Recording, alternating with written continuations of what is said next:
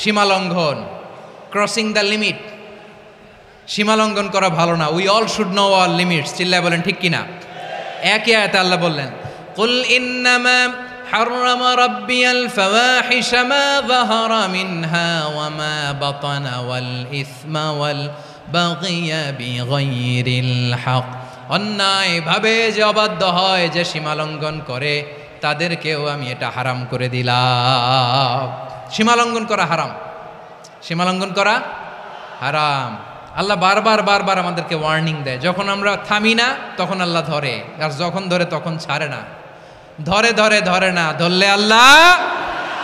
ফেরাউনকে কিন্তু হুট করে ধরে নাই, আপনারা জানেন 9 বার ওয়ার্নিং দিয়েছে। ফেরাউনকে আল্লাহ তাআলা ওয়ার্নিং দিয়েছিল কয়বার? বীর চট্টলার বীর সেনানীরা আওয়াজ করে বলেন, ফেরাউনকে ধরার আগে ওয়ার্নিং দেওয়া হয়েছিল কয়টা? রব্বুল আলামিন বলেন, ওয়ালাকাদ আতাইনা মূসা 9 আয়াতিন বাইয়িনাত। 9টা মুআজিজা দেখিয়েছি।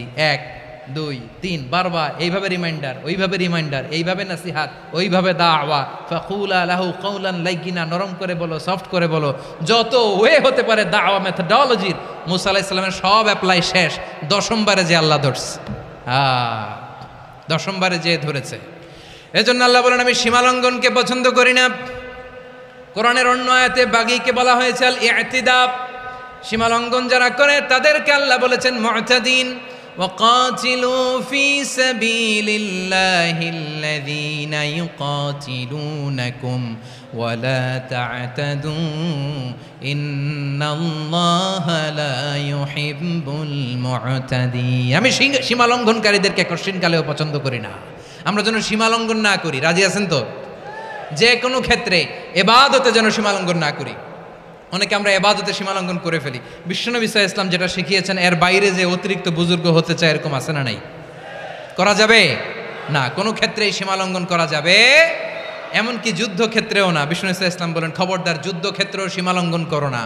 কি সুন্দর ইসলাম আমরা পেয়েছি। বিশ্বনবী বলেন, খবরদার যুদ্ধের ময়দানে কোনো নারীর গায়ে হাত তোলো না, কোনো শিশুর গায়ে হাত তোলো না, কোনো গবাদি পশু হত্যা করো না, কোনো শস্যক্ষেত্র ধ্বংস করো না, ইবাদতরত অন্য ধর্মের কোনো সন্ন্যাসীর গায়ে হাত তোলো না। বলেন সুবহানাল্লাহ। তাহলে আমরা সীমালঙ্ঘন করতে পারবো? প্রিয় ভাইরা, একটা সুখী, সমৃদ্ধ, শান্তির সমাজ, মানবিক সমাজ যদি আমরা গঠন করতে চাই, আমাদের আল্লাহর দেয়া কয়টা আদেশ মানতে হবে বলেন দেখি? সবাই বলেন কয়টা? আর বেঁচে থাকতে হবে কয়টা জিনিস থেকে? আওয়াজ করে বলেন কয়টা? আচ্ছা, আদেশ নাম্বার 1 কি ছিল বলেন? আল্লাহর আদেশ কি? 1 নাম্বার আদাল, ন্যায়পরায়ণতা। আমরা সুবিচার, সুশাসন, ন্যায় বিচার চাই কি চাই না?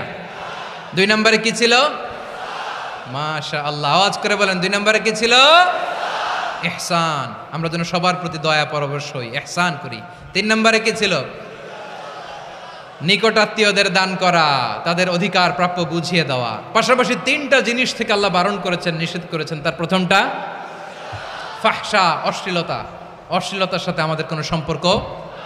আজকের এই ঐতিহাসিক চট্টগ্রামের প্যারেড ময়দান থেকে আমরা যত ধরনের মা যাহারা মিনহা মা বাতান, প্রকাশ্য অপ্রকাশ্য, দৃশ্যমান অদৃশ্যমান, সব অশ্লীলতা থেকে নিজেদেরকে মুক্ত ঘোষণা করলাম। অশ্লীলতাকে আমরা না বলে দিলাম। আওয়াজ করে সবাই বলুন নো। অশ্লীলতার সাথে আমাদের কোনো সম্পর্ক। 2 নম্বর নিষেধাজ্ঞা কি ছিল? আল মুনকার, সমাজের যত মন্দ কাজ এগুলোকে আমরা প্রতিরোধ করব। রাজি আছেন তো সবাই? 3 নম্বরে আল বাগী, সীমালঙ্ঘন। কোনো মুসলিম সীমালঙ্ঘন করে না, এমনকি যুদ্ধক্ষেত্রেও না। আওয়াজ করে বলেন ঠিক কিনা? রব্বুল আলামিন শেষে বললেন, ইয়াইদুকুম লাআল্লাকুম তাযাক্কারুন। আল্লাহ তোমাদেরকে উপদেশ দেন যাতে তোমরা শিক্ষা গ্রহণ করো। আমরা উপদেশ দেব, আমরা জোর করে কাউরে কিছু মানাতে চাই না। লা ইকরাহা ফিদ্দিন ওয়া যাক্কির ফাইন্না যিকরা তানফাউল মুমিনিন। উপদেশ দিলে এটা মুমিনদের কাজে দেয়। লাস্তা আলাইহিম বিমুসাইতির ইন্নামা আনতা মুযাক্কির। নবী হে, আপনি রিমাইন্ডার দাতা, আপনি উপদেশ দিবেন। আমরাও বিশ্বনবীর এই হাদিসগুলো থেকে, কোরআনের আয়াত থেকে রিমাইন্ডার, এই কথামালা, বাণীবাহক হিসেবে এই বাণীগুলো আপনাদের সাথে কাছে পৌঁছে দিলাম। আমরা আল্লাহ তাআলার কাছে প্রার্থনা করি, আল্লাহ আমরা যেন আদল দিয়ে আমাদের সমাজকে গঠন করতে পারি। আল্লাহ আমরা যেন ইহসান করতে পারি, আমরা যেন নিকটাত্মীয়দের দান করতে পারি। আল্লাহ যত ধরনের অশ্লীলতা, অনাচার, মন্দ কাজ, সীমালঙ্ঘন, অবাধ্যতা থেকে যেন আমরা বেঁচে থাকতে পারি। আল্লাহ তাআলা আমাদের সবাইকে কথাগুলো বোঝার ও আমল করার তৌফিক দান করুক।